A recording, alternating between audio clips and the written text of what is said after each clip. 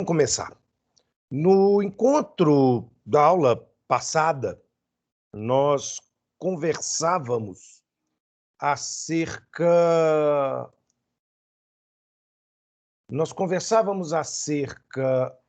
da estruturação da petição inicial dentro da lógica traçada para nós pelo Código de Processo Civil e, por isso mesmo, dentro dessa lógica, a petição inicial ela vai apresentar alguns requisitos técnicos estruturantes para o exercício do direito de ação. Henrique, não se preocupa, eu tive problemas técnicos também aqui, minha câmera hoje se recusou a funcionar de maneira operacional, então a gente está junto, não se preocupa não. Moçada, antes de eu começar, eu quero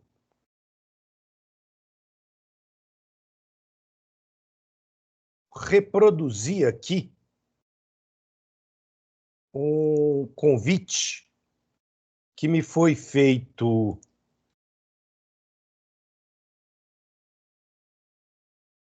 pelo cursinho preparatório Supremo para conversar sobre o modelo de justiça multiportas, ou, se vocês quiserem, os meios adequados e concorrentes de solução de conflitos.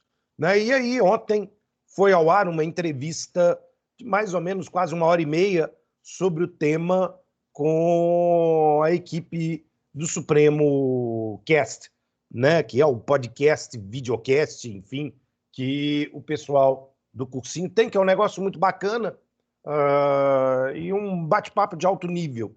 Então, eu faço aqui o convite para quem se interessar pelo tema da justiça multiportas, tá aí, né? Tá aí um ponto de conversa. Bom, então, vamos voltar.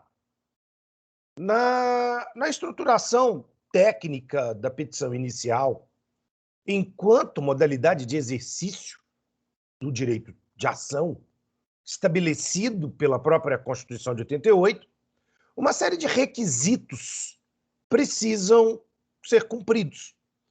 Por mais que nós possamos dizer que o direito de ação ele é abstrato, ele é incondicionado, ele tem a sua base numa matriz constitucional, a legislação regulamentando o exercício desse direito cria para nós uma série de pontos que precisam ser observados. E quando a gente pensa a observação desses pontos, quando a gente pensa a construção desse direito para o processo, não só brasileiro, mas ocidental, a estrutura de uma petição inicial do Brasil não é diferente da estrutura de uma petição inicial na Alemanha, na Itália, na Inglaterra, onde vocês queiram pensar em termos de mundo ocidental, é claro. Nós vamos subdividir. Então, nós vamos trabalhar com a ideia do juízo natural como o órgão responsável pelo exercício da competência, como sendo o primeiro elemento subjetivo. A ideia, vamos imaginar aqui, é que quando a petição inicial é feita, ela tem que ser dirigida para alguém. Mais ou menos quando você escreve um e-mail ou uma carta, para quem ainda for hipster, você precisa direcionar a sua carta, o seu e-mail, para o seu destinatário. E o destinatário da petição inicial é o juízo. Como conversamos anteriormente, o juízo e não o juiz. Uma vez que nós estamos aqui nos referindo ao órgão jurisdicional e, portanto, a nomenclatura legal exige de nós a despersonalização. E até por um critério muito simples, né? No caminho daqueles 8 passos que nós trabalhamos na aula passada para chegarmos ao juízo natural, no último passo, pode ser que nós tenhamos juízos concorrentes. E, bom, se nós vamos ter juízos concorrentes, pode ser a primeira vara civil de Belo Horizonte, pode ser a terceira, pode ser a quarta, a quinta, a sexta, enfim.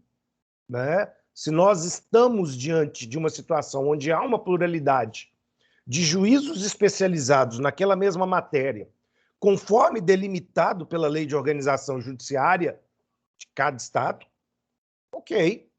Né? Então, eu vou direcionar primeiro a um juízo não identificável com a sua exatidão, mas identificável nos limites do possível.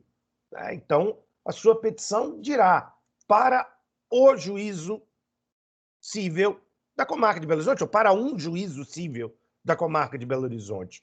Qual, dentro de todas as varas cíveis que Belo Horizonte tem, você só vai saber depois de distribuir a ação. Afinal de contas, o sorteio é um mecanismo de garantia da imparcialidade. O sorteio é um mecanismo que me impede que nós saibamos previamente quem pensa, como pensa, para que, eventualmente, a coisa seja melhor dinamizada, digamos assim, melhor dinamizada. Bom, perfeito. Então, agora nós somos capazes de compreender a figura do juízo. Tá. Esse é o primeiro elemento subjetivo. Há um segundo elemento subjetivo fundamental aqui, que são as partes. Ora, o sistema processual civil, imagina para o procedimento comum, enquanto procedimento litigioso, pressupõe a existência de um conflito latente, talvez não seja um conflito, dependendo do momento em que o réu for citado e da forma como ele se manifestar, mas, a princípio, ele é um conflito latente. Exige de nós aqui uma bilateralidade, ou, se vocês quiserem, uma dualidade de partes, ou uma alteridade de partes. Eu preciso ter aquele que provoca a jurisdição, aquele que formula uma pretensão e aquele que poderá formular uma resistência. Se ele vai fazer resistência, aí são outros 500. Aí são outros 500. Aí, um exercício de futurologia. Muitas vezes esperamos esse exercício de futurologia. Muitas vezes planejamos o pior. Planejamos um réu que venha se postar contra nós. Ok? Perfeito? Né? Mas pode ser que não. Pode ser que a partir do momento em que ele for citado, ele acate a pretensão do autor, ele reconheça o pedido do autor e, para usar uma expressão do Código de Processo Civil, ou ele se submeta, ou ele eventualmente renuncie àquilo que ele pensa não ser dele, porque ele não tem interesse. Então, na petição inicial, eu narro que o réu me deve X e não me pagou. E o réu diz, olha, tá, eu devo, vou pagar. Acabou a lide. Ele foi lá, fez o depósito em juízo, procurou a parte autora e cumpriu. Ah, é uma ação de despejo. Ele desocupou o imóvel e, ó, saiu sozinho. Não foi necessário intervenção de oficial de justiça e força policial para pegar o cara e levar para a rua. Isso pode acontecer? Isso pode acontecer. Não vou dizer que seja o mais comum, mas também não é impossível. De maneira nenhuma. Também não é impossível. Dentro desse sistema, então é preciso que a petição inicial seja capaz de identificar quem é o autor e quem é o réu, como nós conversamos. E identificar quem é o autor e quem é o réu representa aqui, na dicção do Código de Processo Civil, deixa eu abrir o CPC, na tela, diz o artigo 319,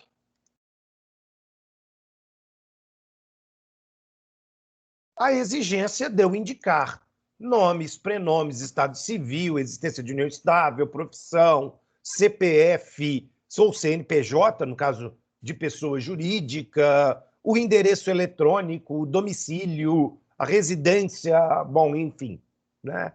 Todos os dados que eu puder dar acerca daquela pessoa, de uma forma muito interessante, para evitar o homônimo e para possibilitar a sua localização. Uma questão interessante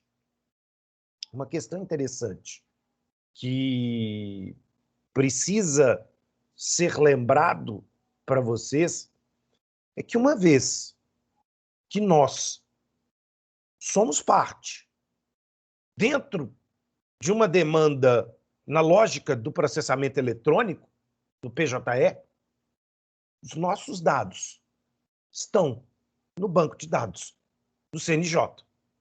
E a partir desse momento, nós podemos ser localizáveis no Brasil inteiro, porque esses dados, cada vez mais, eles estão sendo,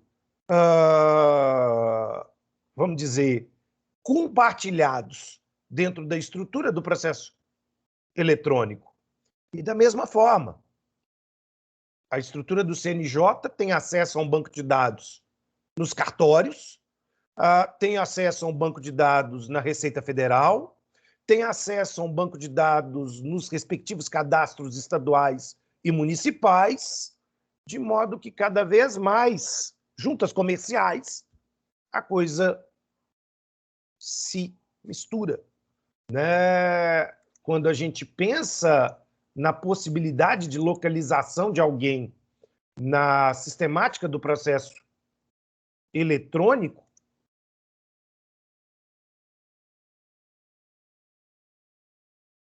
nós temos aqui, então, um elemento facilitador da sua localização.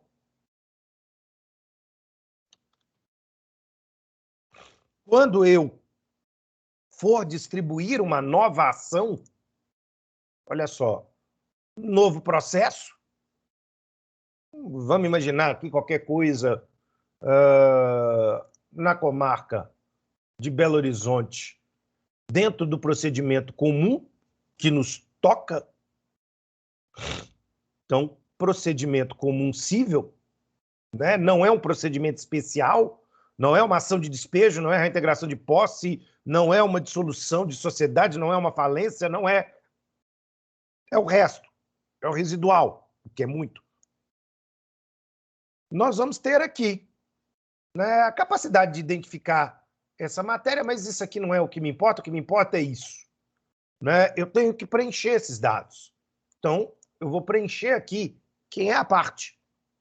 Quem é a parte?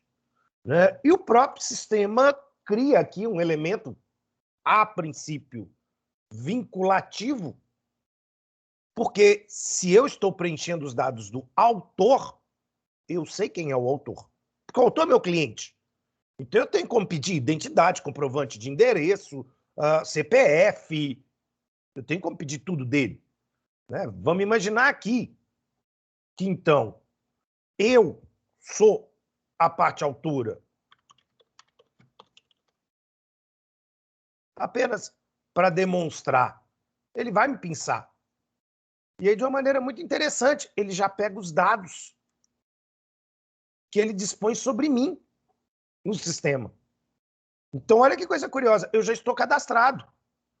Porque em algum momento, seja como advogado, seja como parte que eu já fui, esses dados foram apresentados. Né? Então, eu tenho aqui um relatório onde facilita a minha localização. Facilita a minha localização. Eu tenho condições aqui de buscar elementos de identificação. E a mesma coisa acontece com o réu.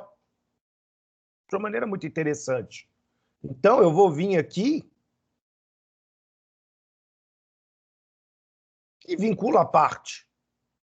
E eu vou fazer a mesma coisa com o réu. Só que no caso do réu, pode ser que eu não sei o documento de CPF dele. Né? E aí ele me pergunta o seguinte: você tem outra coisa? Você tem OAB, RG? O que você tem do réu que possa servir como elemento de identificação? Pode ser que você não tenha nada. Pode ser que você não tenha nada. Né? É uma situação onde isso vai acontecer e que está na própria lógica do parágrafo 1º. Afinal, ele vai dizer, olha, caso eu não disponha dessas informações, o juiz não vai obstacular a minha petição inicial.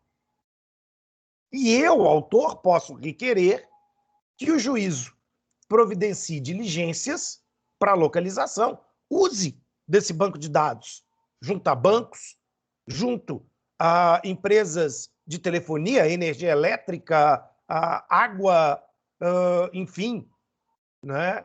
Cartórios, tudo mais, para a gente tentar chegar nesse réu.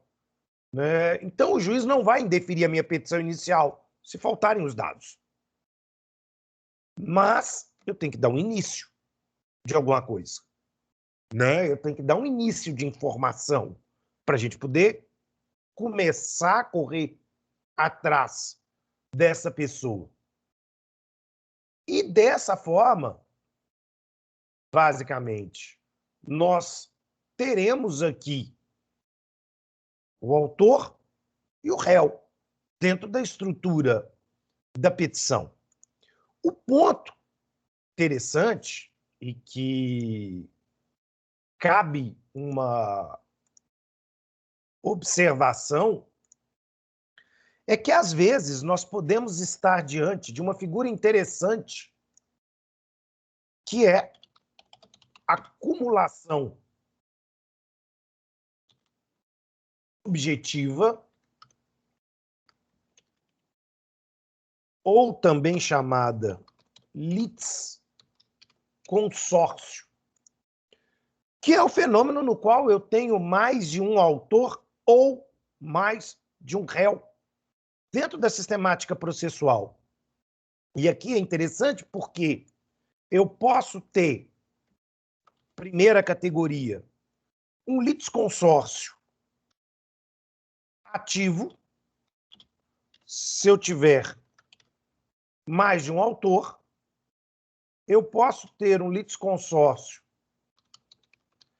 passivo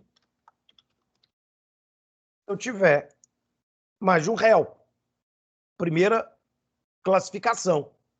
E quando é possível falar em litisconsórcio, na verdade? O Código diz aqui no artigo 113 que duas ou mais pessoas podem litigar como autores ou ter o procedimento em face delas proposto, se houver uma comunhão de direitos e obrigações, uma relação de solidariedade, uma relação de corresponsabilidade entre elas, ou houver aqui um elemento comum entre o que eu peço e por que eu peço, ou alguma questão de afinidade, de fato ou de direito, que possa, então, gerar essa acumulação. Quando nós estamos diante da figura do litisconsórcio, então, nós temos, de certa maneira, co-credores, co-devedores, nós temos pessoas envolvidas em um mesmo fato e um mesmo acontecimento, e que, diz o Código, a princípio, podem, não é devem. Fica uma questão de subjetividade, o que nos leva a uma outra classificação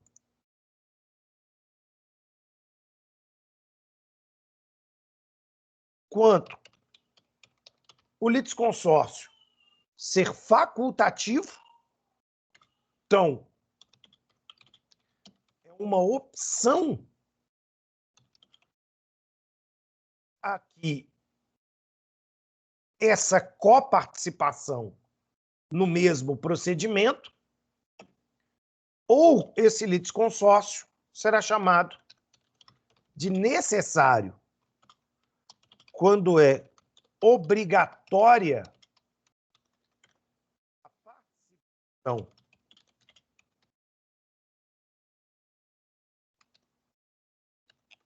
dos litisconsortes.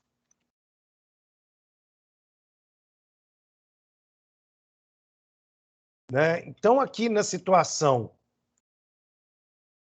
do litisconsórcio facultativo, eu posso me unir a alguém. Bom, vamos usar um exemplo esdrúxulo, mas só para vocês compreenderem a situação. Imagina que todos nós temos aqui 9, comigo 10 pessoas, somos passageiros de um avião e temos a nossa bagagem extraviada quando retornamos do estrangeiro para o Brasil. E, bom, a partir disso, todos nós sofremos um dano. Não há entre nós uma comunhão de direitos ou de obrigações. Nós não temos um vínculo contratual entre nós. Nós não temos nenhum vínculo jurídico entre nós.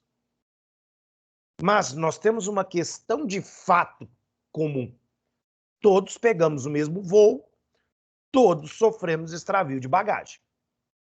Ponto. Né? Aliás, situação que acaba sendo estranhamente comum, né, cada vez mais nos dias de hoje, principalmente quando a gente assiste algumas empresas no esquema low cost, digamos assim. Né? E aí a gente percebe como, de certo modo,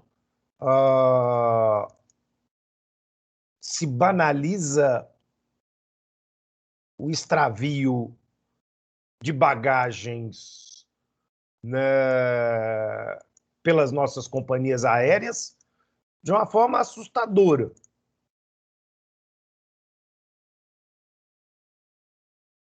Né? Às vezes, malas e malas e malas são perdidas numa viagem.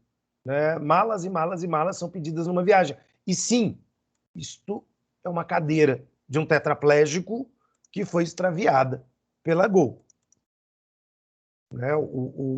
A capacidade de perder coisas, inclusive coisas extremamente fundamentais para alguém, acontece das companhias aéreas. Né? É um negócio assim espetaculoso, o descaso e o mau serviço prestado por essas companhias aéreas, enfim. Então, nós tivemos aqui uma situação de comunhão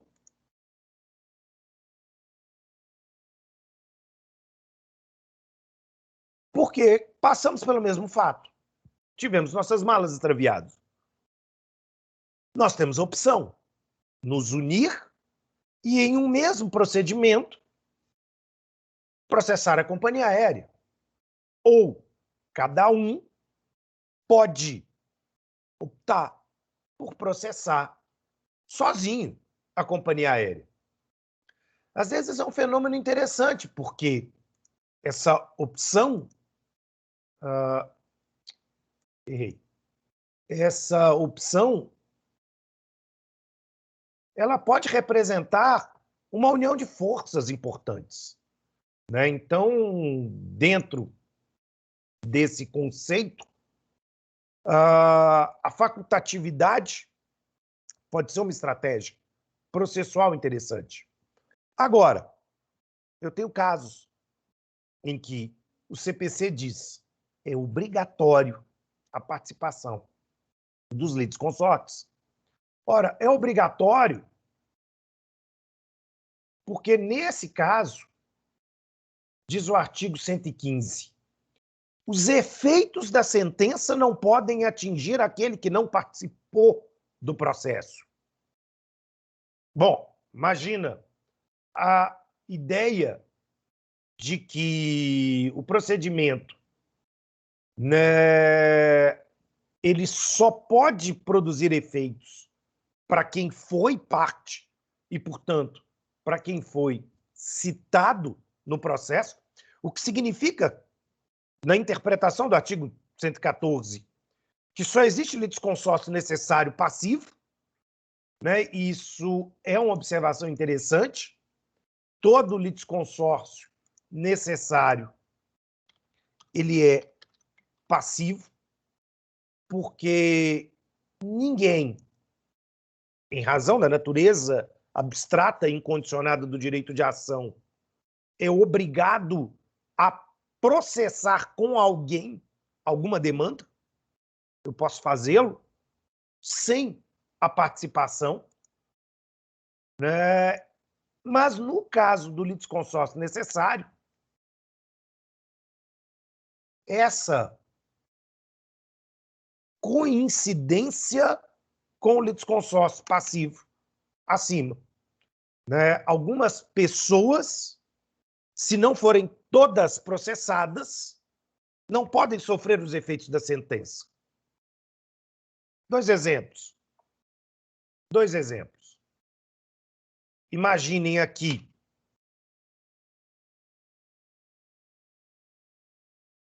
que eu tenho um imóvel e nesse imóvel moram as pessoas 1, 2 e 3, por exemplo. Ora, se eu propusesse apenas uma ação para retomada do imóvel em face de 1, exigindo a sua saída do imóvel, se 2 e 3, por força do princípio do contraditório, não participaram da dinâmica processual, não podem ser atingidos pela sentença. Então, o procedimento 1, ele é inóculo para aquilo que representa a pretensão do autor, o seu desejo, sob o ponto de vista do direito material, que é recuperar o imóvel, porque ele não vai conseguir recuperar o imóvel enquanto 2 e 3 permanecerem lá dentro. Por isso o código diz, aqui eu tenho um litisconsórcio passivo necessário. É obrigatória a citação de todos os litisconsórcios, porque todos esses réus vão sofrer os efeitos, ou deveriam sofrer os efeitos, né? Agora, no caso autoral, não. Nós não somos obrigados a nos unir para processar a companhia aérea. Podemos fazê-los individualmente. Podemos unir forças, trocar provas e por aí vai. É uma questão estratégica, é uma questão de opção. Imagina um outro cenário. Eu tenho aqui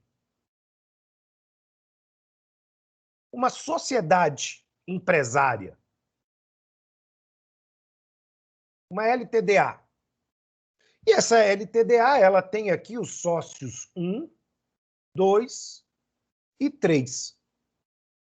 E em um dado momento dessa LTDA, o sócio 1 quer exercer o seu direito de retirada. Ele quer sair da sociedade. Mas ele não quer simplesmente sair e dizer, ó, tchau, eu quero receber a minha parte. Só que qual é o ponto? Vocês concordam comigo? Vocês conseguem perceber que esta decisão da saída do sócio 1 afeta tanto a sociedade quanto os sócios 2 e 3? Porque, de certa maneira, isso mexe na esfera econômica, mexe no planejamento da sociedade, mexe na vida de 3 pessoas. E sim, a sociedade é uma pessoa. Então, ela é um réu, 2 é um réu e 3 é um réu na ação de dissolução de sociedade, ou na ação de apuração de haveres, se vocês quiserem chamar assim, onde o que um quer é receber a sua cota à parte. Dentro desse cenário, um é autor, a sociedade é réu, 2 é réu, 3 é réu.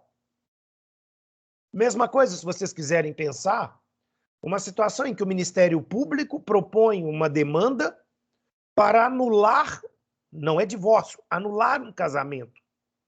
Ele tem que propor contra os cônjuges, porque, caso contrário, o cônjuge não participante da dinâmica processual, ele não sofre os efeitos da sentença. E aí nós teríamos uma coisa meio pitoresca.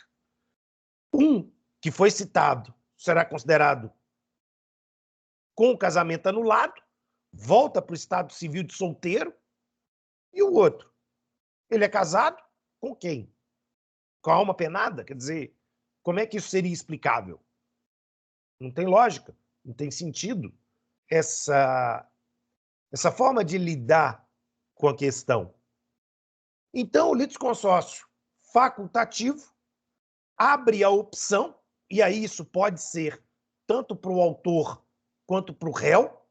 Imagina uma situação em que eu tenho um credor e 2 réus devedores solidários, por força do direito das obrigações, do direito civil, dentro do qual esse credor pode cobrar a dívida 100% do primeiro, 100% do segundo, ou pode cobrar a dívida dos dois. O direito civil dá essa opção. Então, eu tenho uma facultatividade passiva, né? Então, esse litisconsórcio facultativo, ele pode ser ativo, ele pode ser passivo.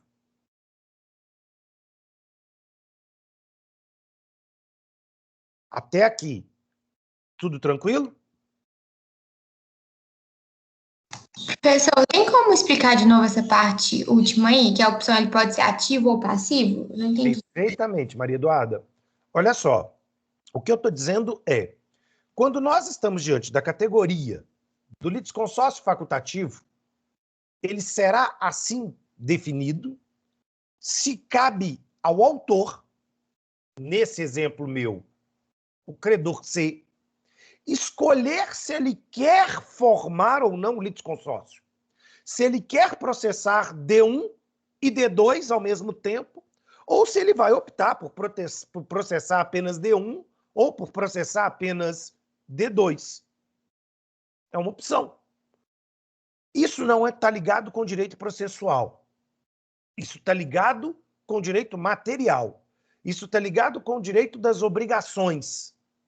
E o direito das obrigações, ou direito contratual aqui, ele vai estabelecer algumas regras em que, mesmo em conjunto, determinadas pessoas podem ser demandadas sozinhas, vamos colocar assim, né? E é claro, isso vai se reproduzir para o direito empresarial, isso vai reproduzir para o direito tributário, enfim. É o que o direito chama de solidariedade. E, pelo amor de Deus, não confunda solidariedade com fraternidade ou com qualquer coisa com essência judaico-cristã, que não.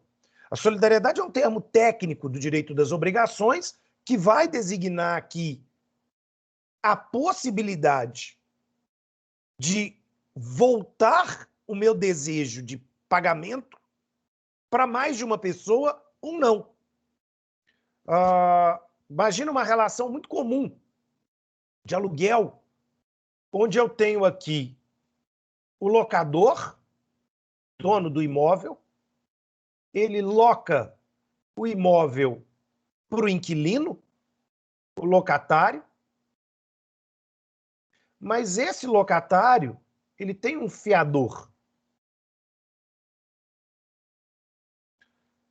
O direito abre margem para que o locador cobre a dívida do locatário contra o locatário, opção 1, contra o fiador, opção 2, e contra o fiador mais o locatário, opção 3. No caso da opção 3, nós temos dois réus, locatário e fiador. Então, nós temos um litisconsórcio facultativo. Porque o locador teve a opção de ampliar o polo passivo, trazendo mais um réu. Ele teve a opção. Poderia não fazê-lo? Poderia não fazê-lo. Ele não foi obrigado a trazer os dois réus. Aí vem um ponto. Vocês podem pensar que se de um lado, como tudo tem ônus e bônus, se de um lado, ao ter dois réus, eu tenho duas pessoas se defendendo, ao trazer dois réus por outro lado, eu tenho dois patrimônios que eu posso eventualmente usar para satisfazer a minha obrigação. Então é um cálculo que eu posso estar utilizando. O direito traz N situações onde essa solidariedade ela pode se manifestar. Caso comum também, relação de consumo. Relação de consumo. Imagina que um consumidor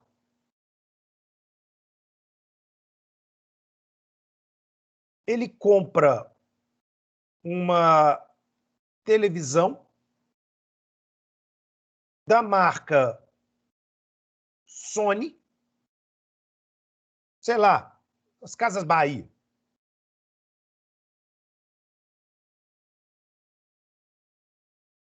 Qual é o ponto? Essa televisão ela apresenta defeito. Sei lá, a TV está estragada. O consumidor vai exigir uma indenização, a troca da TV ou alguma coisa facultativamente contra a Sony e ou contra as Casas Bahia. Ele pode processar só a Sony. Ele pode processar só a Casas Bahia. Ele pode processar a Sony e as Casas Bahia. É uma opção dele. Ah, por que ele vai fazer isso? Ora, porque pode ser que uma das duas tope um acordo, pode ser que uma das duas tope lhe entregar a televisão, pode ser que uma das duas tope pagar a televisão. Ele recebendo de uma das duas está ótimo. Ele conseguiu o que ele queria. TV de volta ou o que ele pagou. Fica claro isso?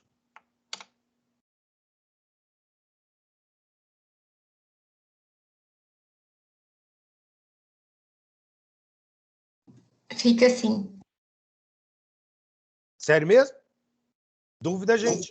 Sério, demorei a responder que eu tô aqui anotando os trem. Não. Vamos no seu tempo. Estressa, não. O que eu quero que vocês percebam?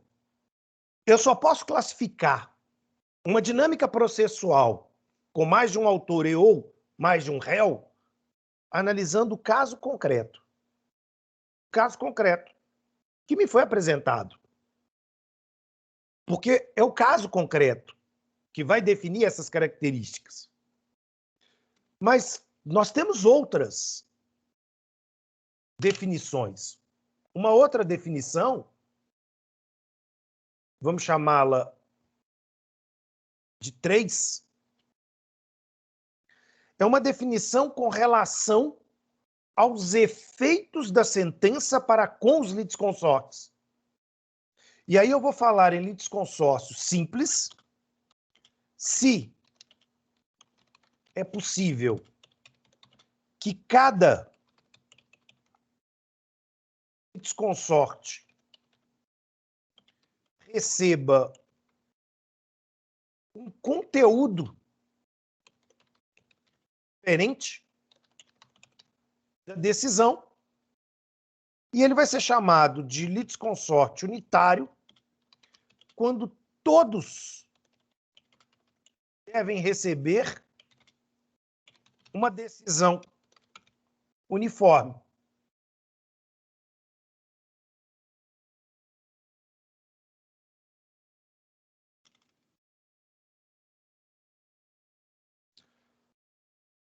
Voltamos aqui.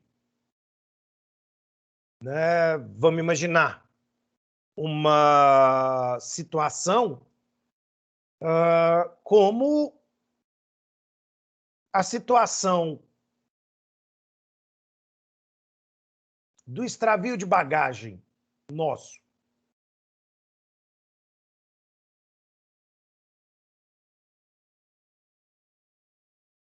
Cada um de nós propõe uma ação em conjunto.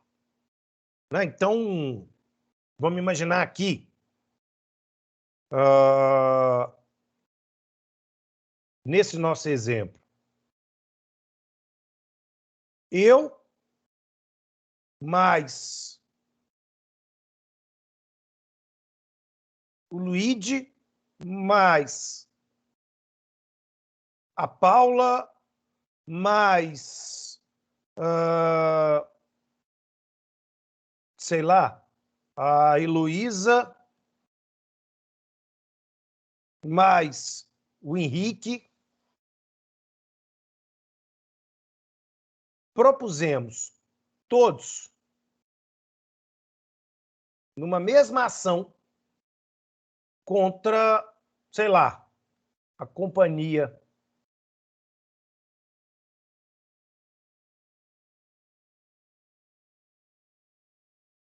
aérea. Eu tenho litisconsórcio ativo, porque eu tenho mais de um autor. Eu tenho litisconsórcio facultativo, porque eu poderia me associar com quem eu quisesse, ou não me associar. Eu poderia mover sozinho a ação contra a companhia aérea, ou eu poderia dizer, eu vou me associar ao Henrique e a Heloísa, mas não quero me associar ao Luiz e a Paula. Ou eu posso me associar a Heloísa e a Paula. E a gente move uma ação contra a companhia. Então ele é facultativo, ativo, facultativo, e ele vai ser considerado como litisconsórcio simples se o conteúdo da decisão for diferente ou puder ser diferente para cada um de nós. Diferente como? Vamos imaginar que eu recebo X de indenização em dinheiro, o Luigi recebe Y de indenização em dinheiro, a Paula recebe 2x de indenização em dinheiro, a Heloísa recebe Z de indenização em dinheiro, e assim a coisa vai. Eu recebo 10 mil, o Luigi recebe 15, a Paula recebe 20, a Heloísa recebe 8, o Henrique não recebe. Vamos chegar na conclusão que, apesar do Henrique ter processado a companhia aérea, a companhia consegue demonstrar que, na verdade, o Henrique embarcou com uma bagagem de mão apenas. Então, ele não teve a mala extraviada. Ele estava indo na galera para ver se ele ganhava alguma coisa. Então, ele não recebe. Ele não vai ser indenizado. Ponto. Isso é plenamente possível. Cada um teve, do ponto de vista quantitativo, um dano diferente. Um dano analisado sobre uma perspectiva diferente, quantificável de maneira diferente. Então, esse litisconsórcio será denominado como litisconsórcio simples. Pode ser que a gente tenha um juiz preguiçoso e condene todo mundo a 10 mil reais. Garanta 10 mil reais de indenização para todo mundo, onde ele não analisou as particularidades do caso concreto. Eu tinha um conjunto de bens na minha mala, mas o Luigi tinha, sei lá, um relógio valioso. A Paula perdeu um notebook. E tudo isso tem valor diferente, é óbvio. Né? Então, aqui há possibilidades de conteúdos diferentes para cada um dos autores. Agora, o litisconsórcio será denominado unitário quando a decisão for uniforme. É o caso dessa saída do imóvel aqui. É o caso da saída do imóvel. Ou os três saem, ou ninguém sai. Ou 1, 2 e 3 serão considerados invasores e por isso serão retirados do imóvel, ou 1, 2 e 3 serão considerados como possuidores de direito do imóvel e vão ter o direito de permanecer no imóvel. Seria ilógico, do ponto de vista jurídico, do ponto de vista fático, o tratamento diferenciado, o tratamento não uniforme numa situação como essa.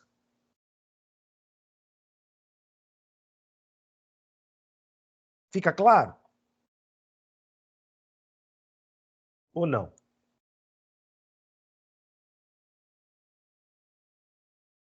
Mais uma vez, é só o direito material, é só o caso concreto que vai nos permitir esse processo de avaliação da situação.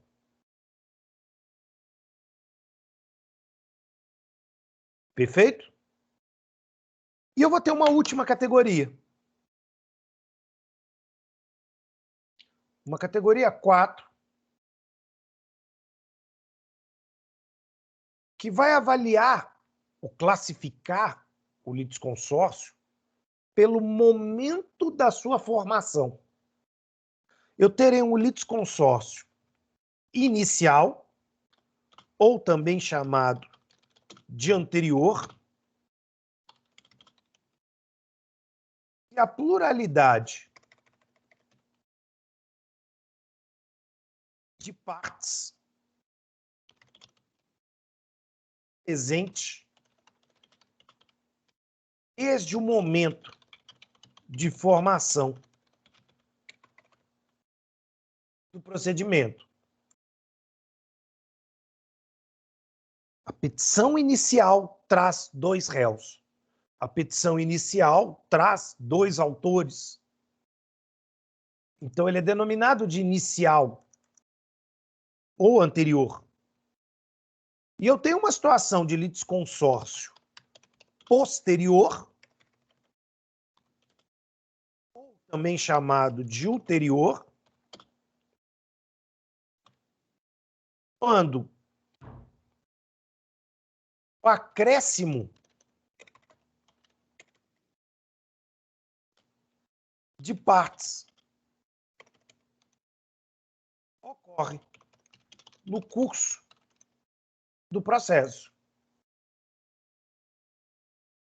Um exemplo.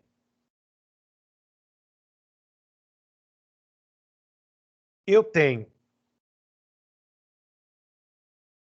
vamos colocar aqui,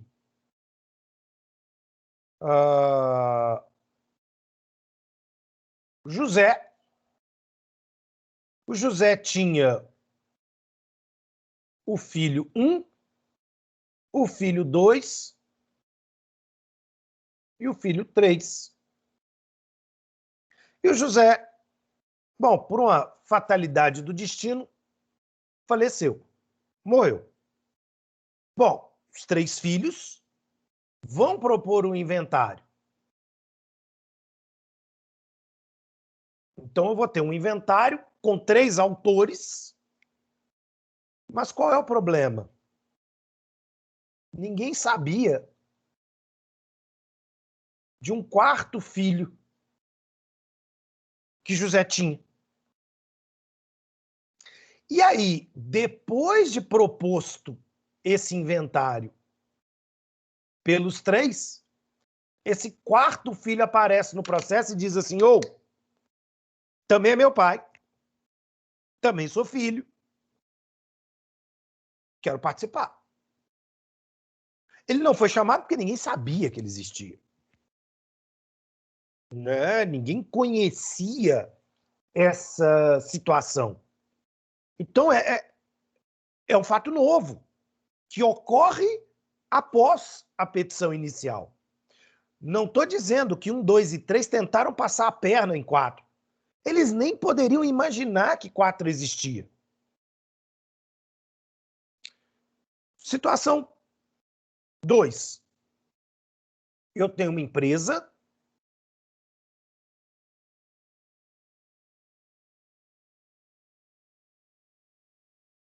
que deve a um credor. Este credor faz um pedido de falência desta empresa, porque esta empresa lhe deve X de dinheiro. Após a falência ser declarada, um outro credor diz: eu também tenho dinheiro para receber.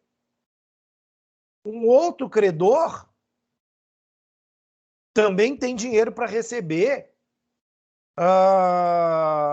sei lá, o fisco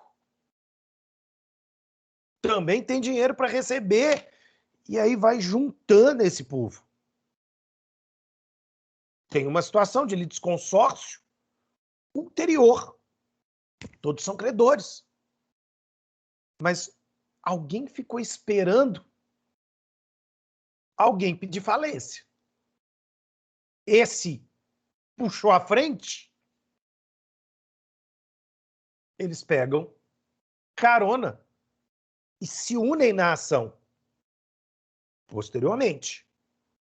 É diferente de, vamos imaginar, esse credor e os outros dois ingressarem juntos com pedido de falência, cada qual com o seu título e o seu crédito.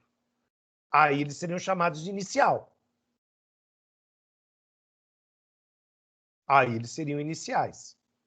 Mas eles não fizeram. Um esperou o outro.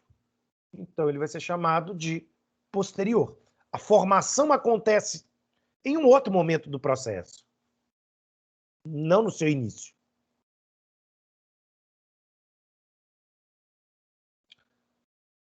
Dúvida?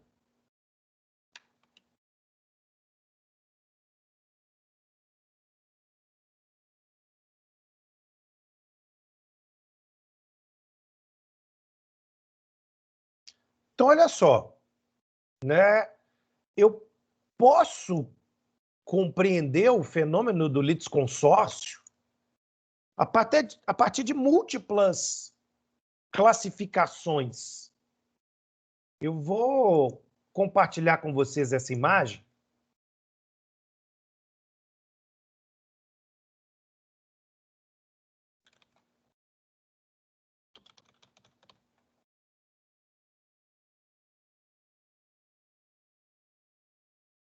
Deixa eu enviar aqui.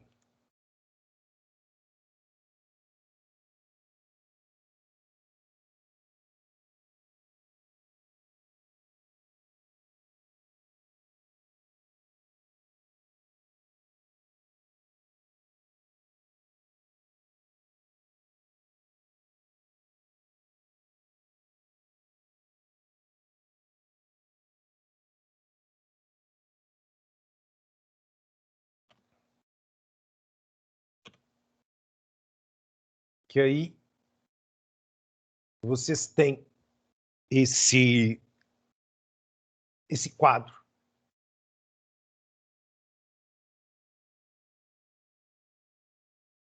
Assim fica fácil. Mais fácil do que até se vocês copiarem. Enfim, voltando. Para a gente poder compreender, então, a gente liquidou a primeira discussão sobre a competência do juízo natural aqui. A gente liquidou agora essa segunda discussão sobre as partes, compreendendo o estudo do litisconsórcio e fechando, então, esse grupo dos elementos subjetivos do procedimento. Bom, racho de rir da minha vizinha gritando com o gato. Diante da construção dos elementos subjetivos, eu consigo compreender e eu consigo dinamizar quem está no processo. Eu consigo estabelecer uma relação sobre contra quem o processo é proposto e onde. Claro, na discussão sobre competência jurisdicional, quem julga, quem processa. A etapa subsequente é uma etapa mais técnica, porque ela vai falar agora dos elementos objetivos do nosso procedimento.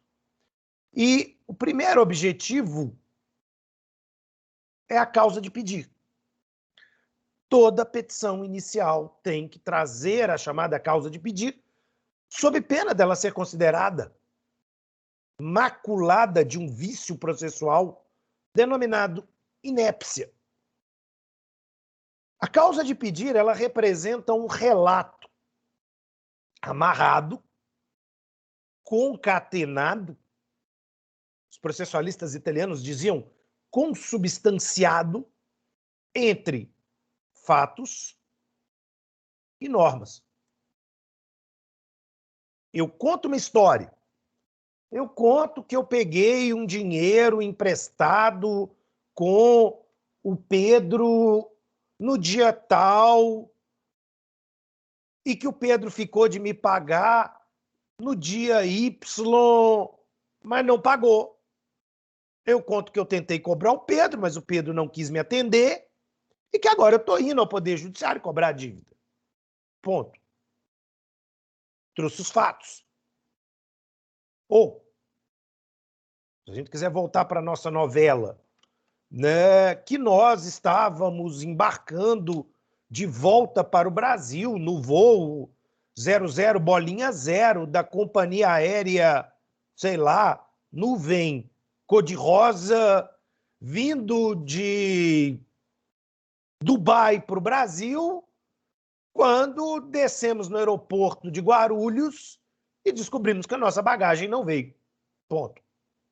Eu tinha na bagagem um conjunto de roupas, eu tinha, sei lá, um tênis assim, um tênis assado, eu tinha um determinado valor, investimento, e bom, fiquei sem. Por outro lado, sei lá, a Paula tinha brincos, relógio, sei lá, alguma coisa de maior valor, um notebook, e ela ficou sem. Bom, os fatos são a fofoca. Né? É o que aconteceu. E o que, óbvio, se aconteceu, será o objeto de prova no momento posterior. Demandam prova esses fatos. Então, eu não posso simplesmente alegar que eu vim no voo se eu não tiver como comprovar com a passagem, passaporte, o caramba A4, que eu realmente estava lá. E aí eu tenho elementos jurídicos, normas, que demonstram a minha situação de licitude, que demonstram que eu tenho um direito em face do ou dos réus. Ora, eu tive uma lesão a partir do momento que a minha bagagem, confiada à companhia aérea, não me foi restituída do modo e forma como avançado. Ocorreu aqui a violação de uma regra do direito do consumidor, do direito civil, sei lá, até do direito aeronáutico, se a gente quiser entender isso como um ramo independente. E, diante desse cenário todo, surge um direito de ser indenizado. E aí eu vou ter que quantificar a minha indenização. Quanto valia os 2 tênis, a calça jeans, sei lá, a meia dúzia de camisa que eu trazia? Quanto valia o relógio do Luigi e o notebook da Paula? Preciso trazer isso como elementos. Né? Então, quando eu faço a minha causa de pedir, claro, os fatos e as normas alegadas têm que casar, têm que se conectar. Eu não posso falar que eu perdi a minha bagagem e invocar normas sobre, sei lá, direito de paternidade, porque não tem nada a ver. Fatos e normas precisam se conectar, precisam estar concatenados. Então, se eu estou falando de um extravio de bagagem, eu estou falando de uma responsabilidade civil, eu estou falando de uma indenização, e eu vou trazer normas nessa lógica. Cuidado. Cuidado. Normas podem ser regras, podem ser princípios e podem ser precedentes. Decisões proferidas com caráter obrigatório pelo nosso tribunal transformam-se em normas no nosso sistema atual. Então, a causa de pedir agora, ela precisa ser delimitada normativamente. Dado o fato, qual é o direito que se aplica ao caso? Mas talvez vocês pudessem pensar, mas eu preciso dizer qual é a norma? Porra, o desgraçado do juiz que passou num concurso, ele não sabe. Não é isso. Talvez até não, mas não é isso. É porque você precisa dar o seu olhar. Você precisa dar a sua visão. Você precisa, até para que o princípio do contraditório, para o estabelecimento de um debate no interior do processo, ele exige de nós um ônus argumentativo. Então, aquela coisa romana clássica da TGP, dami factum dabutibius, não existe mais. É aquela coisa do tipo, eu dou o caso e o juiz me devolve sobre a norma. Não, porque isso não é uma construção unilateral dele. Ele não vai encontrar a norma sozinho, com a sua inteligência, como se essa norma tivesse ali meio que no espaço. Ele vai debater comigo qual é a norma correta. Ele vai debater comigo qual é a solução. E não qualquer solução, mas a melhor solução que nós, enquanto comunidade de trabalho processual, podemos encontrar para o caso. Então, eu tenho, sim, que trazer normas jurídicas. E quanto mais completo eu, assim, conseguir a minha narrativa, melhor. Quanto mais completo, melhor. Quanto mais bem organizados os fatos, melhor. Tem gente que, infelizmente, redige petição inicial como se fosse um esquizofrênico. Ou uma criança de 5 anos de idade. Ele não é capaz de conseguir colocar numa linha temporal o que aconteceu. E aí você fica perdido. Porque ele vem, ele volta, ele vem, ele volta. Às vezes a gente pode pensar até que isso se trata de uma estratégia processual, né? O sujeito quer bagunçar o processo, mas ele está bagunçando algo contra ele. Ele está bagunçando algo que vai se virar contra ele. Poxa, isso não faz sentido, né? Isso não faz sentido. Professor. Oi, Heloísa. Mas, por exemplo, a parte autora pode se basear em uma norma e o juiz discordar e aplicar outra? Pode, mas vai ter um debate. Entendi. Entre eles sobre qual é a norma. O juiz não pode unilateralmente virar e dizer o seguinte, Heloísa, eu não concordo com a aplicação, sei lá, do artigo tal do Código Civil, ponto. Não, ele vai ter que virar para você e dizer, Heloísa, eu não concordo, porque eu acho que você não está observando isso, isso e isso. Ou seja, quando você me indica a norma Y e não a norma X, você está pressupondo determinadas situações, mas eu acho que você está equivocada por isso, por isso, por isso. Há uma exigência de um intercâmbio argumentativo, até para que o processo não seja autoritário. E do mesmo modo, você, Heloísa, vai poder recorrer da decisão dizendo: não, eu estou certa, você está errado. Você não entendeu o caso de maneira correta ou você não conheceu do direito de maneira correta. E, consequentemente, na seara recursal, dirigindo-se agora a um novo juízo, o tribunal, e não mais a um juiz singular, mas no mínimo 3, você vai tentar convencê-los de que você está certa e o juízo anterior errado.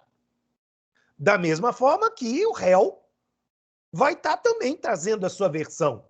Então, é possível que, num determinado momento, você alegue a norma X, o réu alegue a norma Y e o juiz entenda pela norma Z.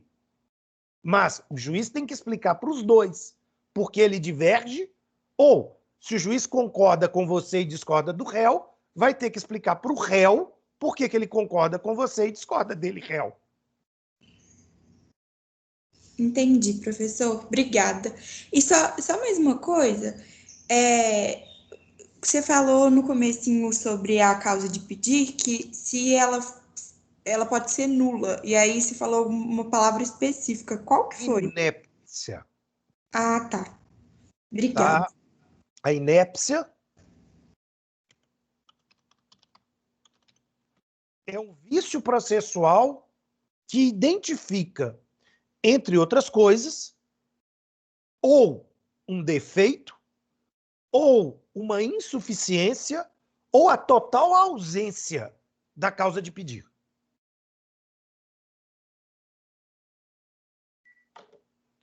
Perfeito? Então, Perfeito, a causa de professor, pedir obrigada. ela precisa aparecer para que ela nos dê o conhecimento do fato. Porque imagina o seguinte, ponha-se na condição da parte ré. Heloísa, eu movo uma ação contra você. E eu não narro fato nenhum, mas eu faço um pedido. Eu digo que eu quero ser indenizado no valor de R$60 mil a serem pagos pela Heloísa. Primeira coisa que você vai se perguntar quando, né, olhar uma petição dessa é o seguinte: mas por que eu tenho que pagar ele? O que eu fiz? Quem é ele? São perguntas óbvias que a causa de pedir teria que nos responder. Né? E se elas não nos respondem, eu tenho um problema de insuficiência. Eu não consigo visualizar o caso. Né? E isso é importante, porque quanto mais detalhes, mais a gente monta a imagem, o quadro, quebra-cabeça do litígio.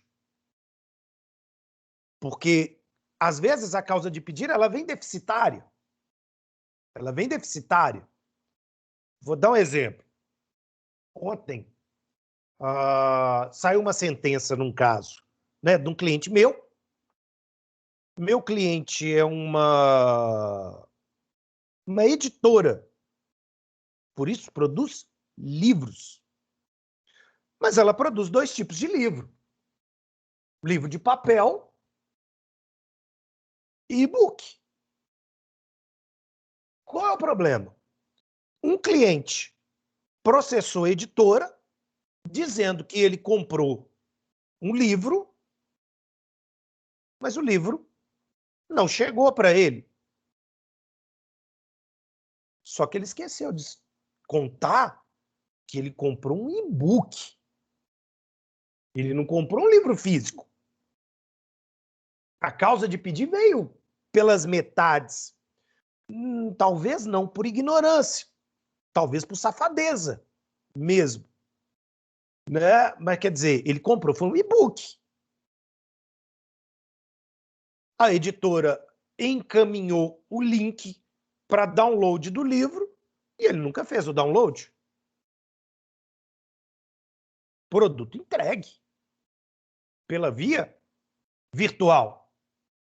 Mas o sujeito narrou de uma forma bem dramática que ele ficou esperando o livro, que ele precisava do livro, porque era um livro técnico de engenharia mecânica, porque ele precisava do livro para estudar para uma prova e como o livro não chegou, ele ficou prejudicado por conta da pandemia, porque ele não podia ir na livraria, ele não podia ir na biblioteca da faculdade que estava fechada, enfim. E aí ele foi mal na prova porque o livro não chegou e ele quer ser indenizado pela editora porque não lhe enviou o livro.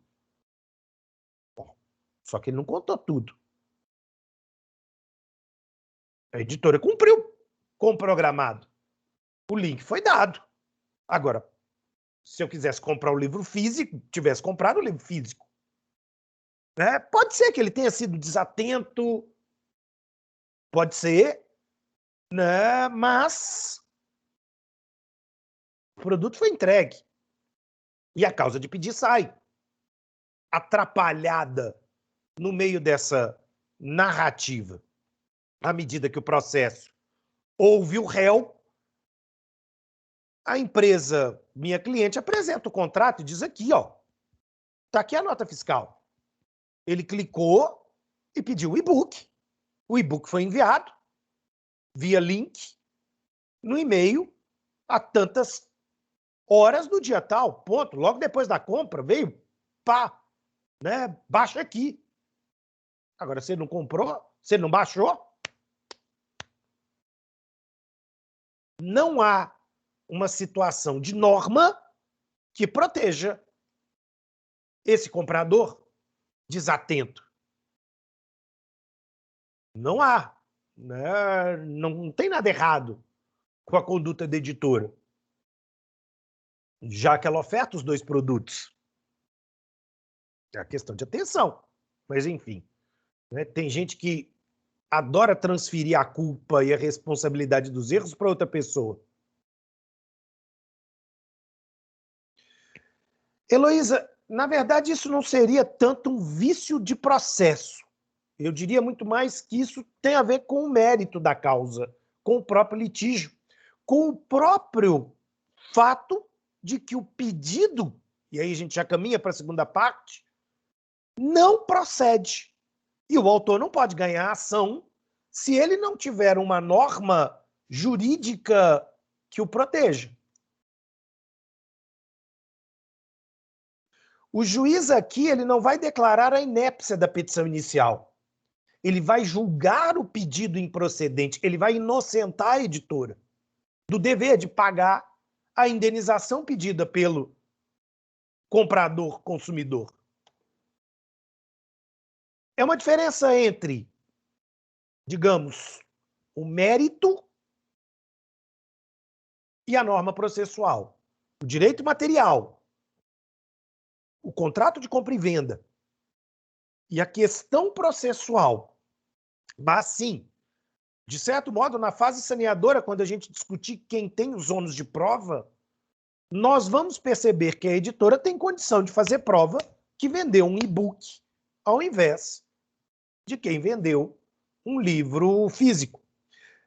Curiosamente, né, o sujeito não prestou tanta atenção, mas a nota fiscal que ele junta no processo,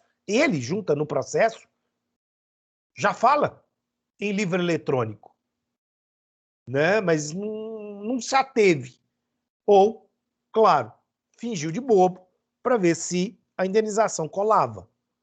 É muito comum demandas consumeristas, a narrativa de fatos simplesmente absurdos, né? Por condutas realizadas cuja culpabilidade é exclusiva do consumidor. Clássico. História do coitado do gato que foi posto para secar no micro-ondas. E hoje os manuais, de praticamente todas as marcas, fazem questão de dizer que nós não podemos pôr animais domésticos dentro do micro-ondas. Né? O manual de instrução do meu notebook mesmo, quando você olha na capa, tem uma letrinha pequena dizendo: as tintas utilizadas para a confecção deste manual podem ser tóxicas. A empresa recomenda não ingeri-las. Bom, deve ter tido alguém que tentou engolir, mastigar o manual né? Enfim. E aí a empresa tem que tentar fazer aqui um conjunto de explicações como se os consumidores fossem verdadeiros retardados. Em parte. Alguns são. Em parte. É má fé. E aí ocorre uma série de problemas. Mas ela pelo menos tenta dizer, ó, eu te avisei, tá lá no manual. Claro que também ocorre um fenômeno muito engraçado, como por exemplo que ocorre com a minha esposa. Né? Minha esposa é incapaz de ler manual de qualquer coisa. Aí fica perguntando, mas como é que faz isso? Como é que faz aquilo? Como é que funciona? Aí você fala assim, não, faz assim, faz assado, faz não sei o quê. Ué, como é que você sabe? Eu li o manual. O manual me explicou. Né? O que me obrigou, inclusive, a ler o manual do carro dela, porque de vez em quando ela me liga ou me manda uma imagem no WhatsApp dizendo assim, o que é essa luzinha piscando aqui no painel? O que é esse trem que acendeu aqui? Né? Que negócio bonitinho. Enfim, a leitura do manual é a leitura básica, que precisa ser realizada, né? Como condição de licitude. Mas, bom, muita gente não faz isso, e aí uma série de problemas decorrem. Mas, no fundo, isso tudo está num elemento fático que vai marcar o contorno do nosso pedido, né? Do nossa pretensão, do nosso caso, do nossa lide, vamos colocar assim.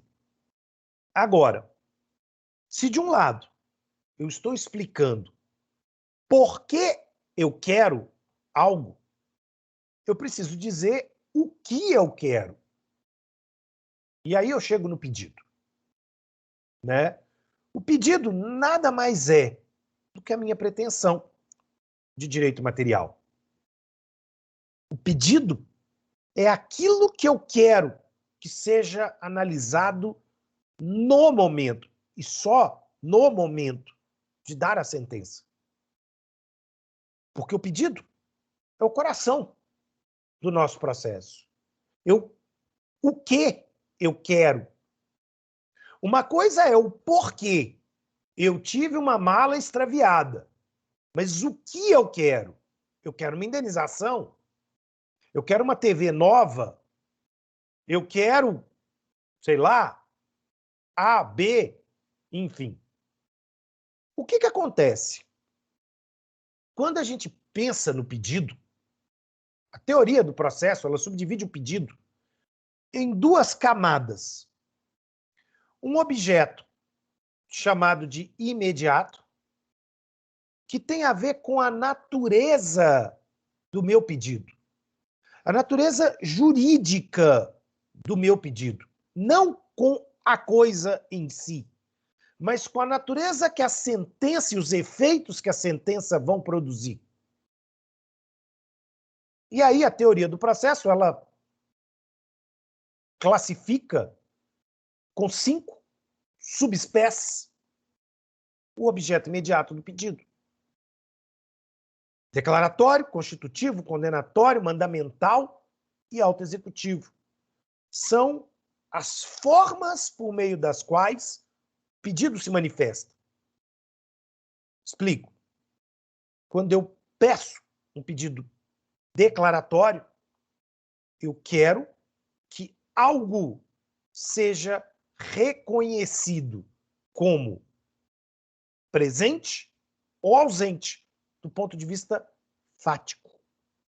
O pedido declaratório afirma ou nega a existência de um fato ou de alguma forma de relação jurídica entre o autor e o réu.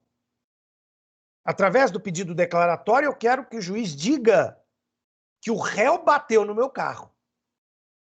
Diga que a TV tem um defeito. Diga que eu sou filho do réu. Ou que o réu não é meu filho. Enfim. O pedido pode ser declaratório positivo ou negativo. Ele pode dizer que algo aconteceu ou que algo não aconteceu. E daqui decorrem efeitos. Mais do que se há um litígio, Heloísa, é uma análise se a pretensão existe ou não existe. se o objeto mediato do litígio realmente, do ponto de vista fático, eu poderia dizer que se a causa de pedir existe. Porque aí ela pode não existir. Ora, quando eu declaro que a compra é de um livro eletrônico e não de um livro de papel, eu jogo para o pedido, ou eu jogo para a sentença, a constatação de uma realidade. E essa constatação pode gerar desdobramentos em termos de efeitos. A ideia principal é, um pedido declaratório, como ele é um pedido sobre o mundo dos fatos, é um pedido sobre algo que acontece antes do processo e que, portanto, gera efeitos antes do processo. Quando eu peço a declaração de uma paternidade, eu quero que essa paternidade retorne e seus efeitos surjam desde o momento em que o direito reconhece o meu nascimento. Então, eu tenho um pai não agora, eu tenho um pai desde lá de trás. E aí, do ponto de vista temporal, na demanda declaratória, eu vou falar em efeito temporal ex tunc, retroativo. Olha que coisa curiosa. Não sei se vocês já pararam para pensar. Antes mesmo da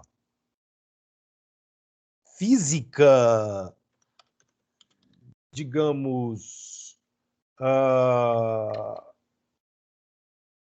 antes mesmo da física, direito, né, ele foi mais ou menos capaz de inventar para nós aqui a famosa máquina do tempo. Né? A máquina do tempo ela não foi inventada pela física, mas ela foi inventada pelo direito, na sentença. Ou seja, através do direito, nós somos capazes de, supostamente, apagar o que tem acontecido e voltar. É o efeito ex tunc. Então ele diz, se você é filho, você terá todos os direitos de filho desde o fato pretérito, nascimento. Imagina uma outra situação interessante. Né? Se a gente fala que um contrato é nulo, ele não deixa de produzir os seus efeitos a partir da sentença. Se ele é nulo, enquanto categoria jurídica, naquela escala pontiana, de Pontes de Miranda, ele não existe.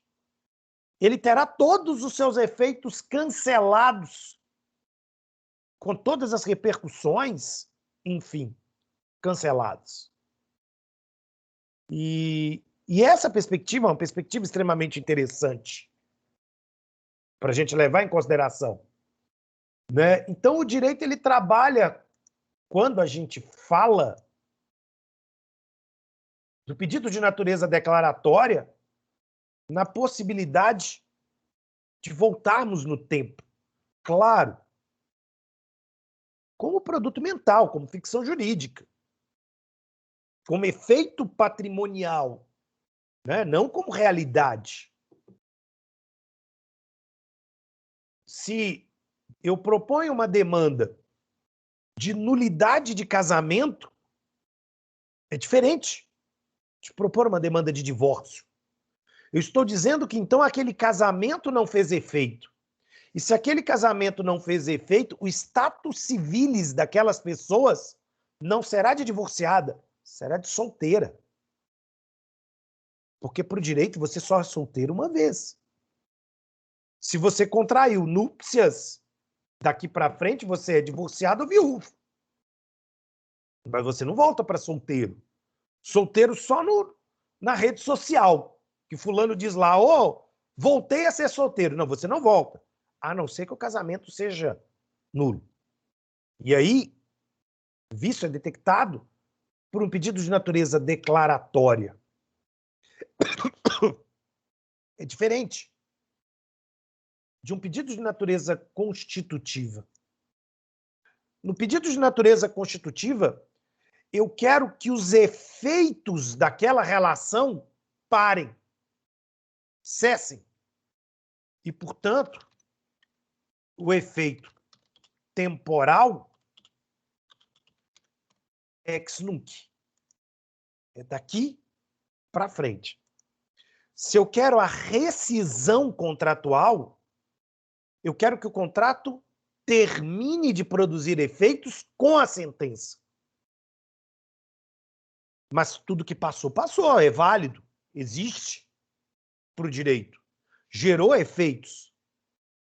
É diferente da nulidade, onde eu passo uma borracha, eu apago. Na figura de natureza constitutiva, aqui, eu estou mudando para o futuro, para a data da sentença em diante, na verdade. Ok? Perceberam a sutileza?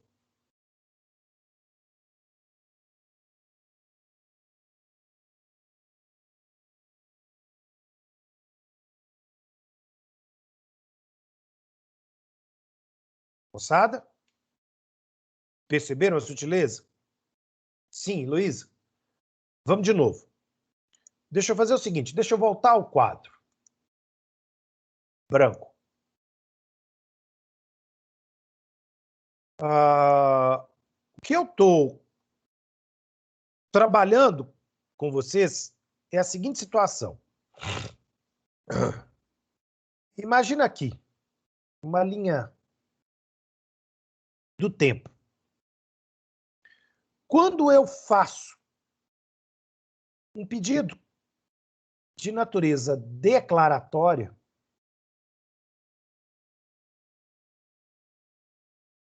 eu quero que o juízo me afirme que nessa linha do tempo, um fato X aconteceu e que, reconhecendo esse fato ou não, os efeitos temporais sejam agora garantidos. Isso é o efeito ex nunc próprio dos pedidos de natureza declaratória. Quando eu estou do ponto de vista de um pedido constitutivo, eu estou dizendo que esse fato ele é válido.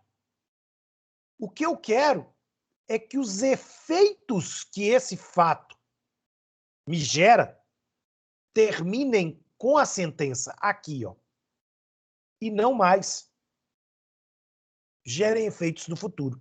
Exemplo, você tem um contrato de emprego com um determinado empregado seu. Quando você pede a rescisão, você pede a quebra do contrato. Então é a sentença que dirá que você não tem mais o vínculo de emprego com aquela pessoa e a partir daqui você não tem que pagar salário, você não tem que pagar verbas trabalhistas, enfim. Mas se fosse um contrato para reconhecer um vínculo passado, todas as verbas trabalhistas não pagas nesse período teriam que ser pagos para essa pessoa. Seriam devidas. Então, nós não estamos falando de um efeito que começa ou que cessa com a sentença. Seria o caso do ex nunc. Nós estamos falando de algo que envolve a retroatividade dos fatos, o passado.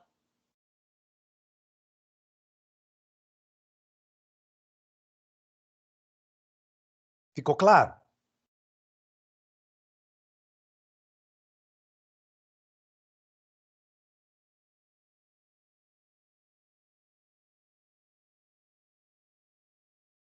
Certinho? Gente, dúvida?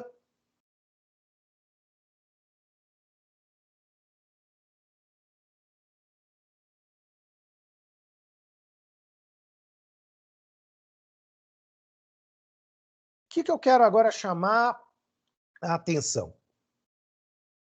Eu tenho um outro pedido que vai ser nomeado de pedido condenatório no processo civil, que é quando, e aqui, por favor, esqueçam o direito penal, eu não estou falando de prisão, eu estou falando que o pedido condenatório ele estabelece a imposição de uma obrigação que pode ser ou pode se transformar em pecúnia, em dinheiro. Ela é conversível. Eu quero a televisão ou uma indenização. Eu quero a minha mala que desapareceu ou uma indenização. Eu tenho uma alternatividade entre possibilidades, ou às vezes o que eu quero mesmo é dinheiro. E o dinheiro é bem fungível, né? Porque é mero valor, é mera referência econômica aqui para nós. Então, dentro da lógica que a legislação estabelece para nós, e aí vai depender muito do direito material novamente, do direito civil, do direito empresarial, eu quero que algo seja feito, seja dado, entregue pelo réu, mas se isso não puder acontecer, eu quero dinheiro. Ou às vezes eu quero só dinheiro. Pedido condenatório puro de ser indenizado porque alguém bateu no meu carro, por exemplo. O que importa é que o pedido de natureza condenatória ele é um pedido de natureza econômica. Se não é, pode ser convertido em dinheiro. Fica claro? E por isso ele é diferente do pedido de natureza mandamental. No pedido de natureza mandamental, o que está em jogo não é o patrimônio do réu, mas a liberdade do réu sob a forma de um crime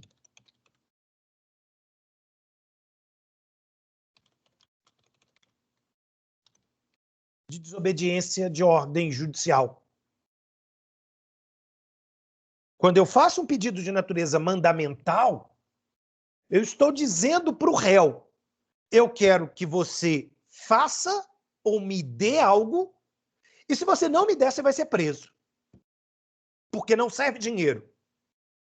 Exemplo, eu ingresso com um procedimento judicial para que seja realizado um transplante em mim. O plano de saúde, o hospital, vira para mim e diz o seguinte, velho, não vai dar para fazer o transplante, não. Mas eu te pago 100 mil. Serve?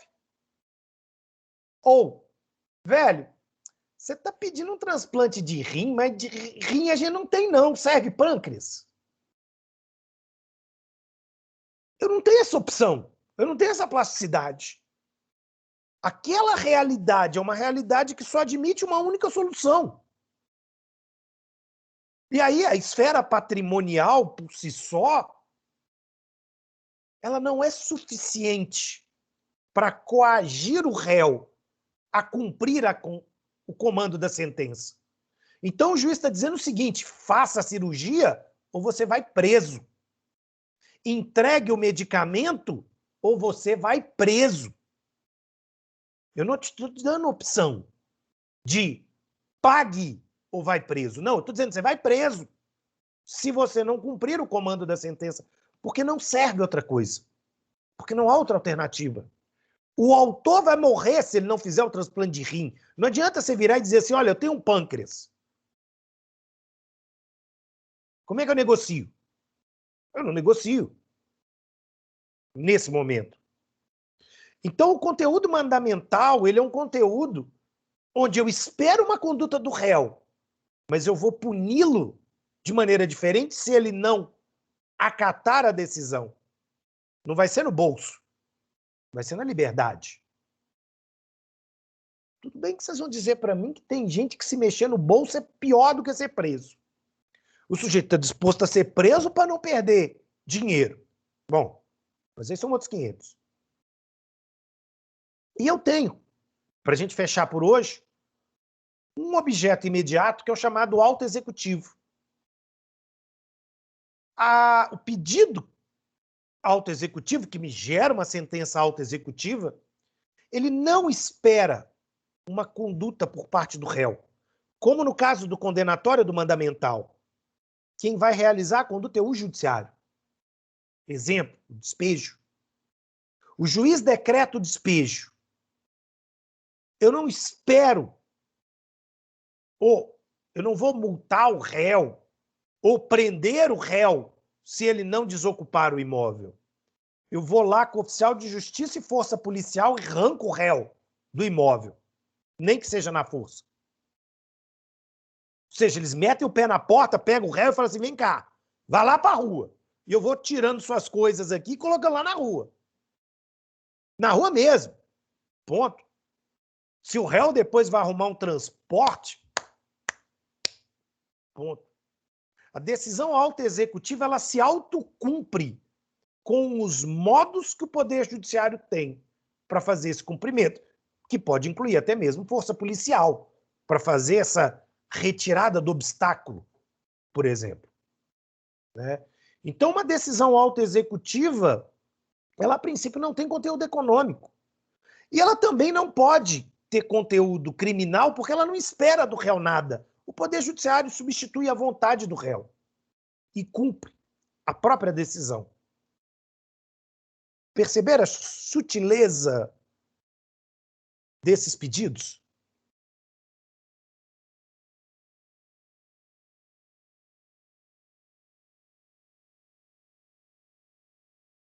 Dúvida?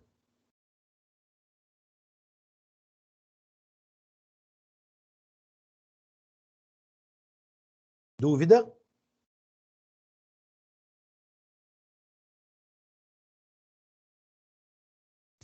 Professor, Oi. desculpa insistir nessa dúvida, Não mas tem que se desculpar. Dúvida é dúvida, você tem todo o direito de perguntar, Heloísa. é só explicar a constitutiva só mais uma vez. É uma questão de tempo, tipo assim, como a declaratória trabalhasse o que já foi retroativo e a constitutiva é a partir do presente, é isso? Exato. A Então constitutiva, ela faz cessar os efeitos de uma relação jurídica, de um contrato, de alguma coisa. Entendi. Ela funciona exatamente como um marco temporal, onde ela diz, a partir daqui, isso não tem mais efeito. Ou, a partir daqui, o efeito será gerado. Mas ela funciona como um marco temporal, tendo a sentença como essa âncora de referência temporal.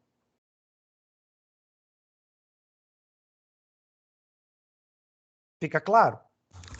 Tá ótimo, professor. Obrigada. Tá. Meus caríssimos padawans, ficamos por aqui. Vamos conversar sobre a continuidade do pedido, do requerimento e do valor da causa amanhã. Né? Amanhã, na nossa próxima aula. Uma excelente terça-feira para vocês. Nos vemos amanhã de manhã. Um grande abraço.